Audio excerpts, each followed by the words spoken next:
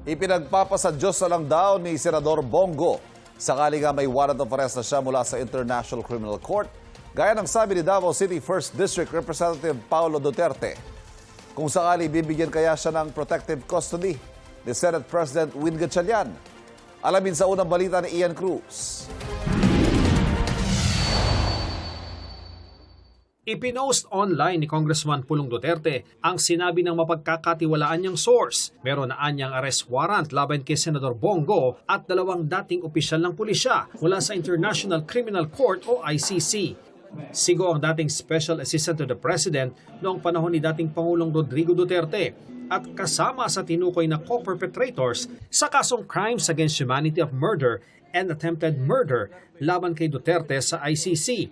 Si Senador Go naman, ipinagpapasadyos anya ang lahat, pero giniit niyang wala naman anya siyang nilalabag na anumang batas ng tao o batas ng Diyos.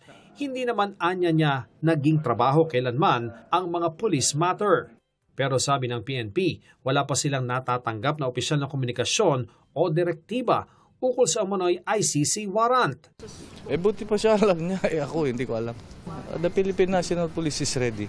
Marami tayong tracker, manhunt teams, at arresting to implement warrant of arrest. Ito rin ang sinabi ni DILG Secretary John Vic Remulla. Ako, wala pa ako nakita. Baka sabog siya nung narinig siya kasi wala pa kami nakikita ng ganun eh. We're always prepared. Pero yung mga ganong klaseng pronouncements, delikado yun, di ba? Sabi niya, highly reliable source. Baka high lang.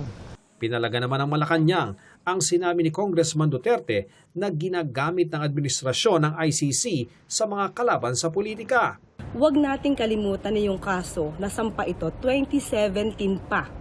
So hindi ito wine-weaponize, kinakailangan lamang po na matugunan din ang hiling ng mga kababayan natin. Kung may kailangan managot, dapat na managot. Ipinapaubaya na ng palasyo sa Department of Justice o DOJ ang pagsagot kung may utos ang Pangulo kaugnay ng posibleng pag-aresto sa isang senador. Pero sabi ng National Bureau of Investigation na nasa ilalim ng DOJ. Wala pa po. Wala po kaming nare-receive pa. Walang communication pa ng warrant. Nang usisain tungkol sa umano'y ICC warrant laban kay Go at kung bibigyan ba siya ng protective custody gaya ng ibinigay kay Senador Bato de la Rosa noon. Sagot ng bagong Senate President na si Senator Sherwin Gatchalian. Wala pa akong nakukuhang information na ganun, so it's very difficult again, it's very difficult to preempt. No? Let's wait kung totoo nga yung information na yun. Hindi rin masagot ng Senate President kung hindi rin ba maaresto si Go kung may sesyon ng Senado. The situations vary. No? So it's very hard to answer and then iba naman yung situation. No? Ito ang unang balita. Ian Cruz, GMA News.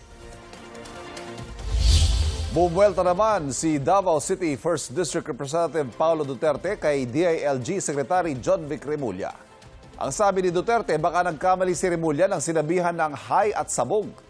Baka rawan talagang tinutumbok ni Remulla ay yung mga nasa Malacanang.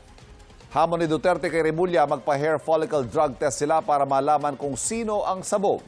O mari raw na ang sabog na tinutukoy ni Remulla ay yung sabog sa kapangyarihan, korupsyon at kayabangan. Bago raw magbigay ng bansag na hay at sabog, tumingin daw muna si Remulla sa salamin. Sinusubukan pang kunin ng pahayag ni Remulla at ng Malacanang kaugnay sa mga bagong pahayag ni Congressman Duterte.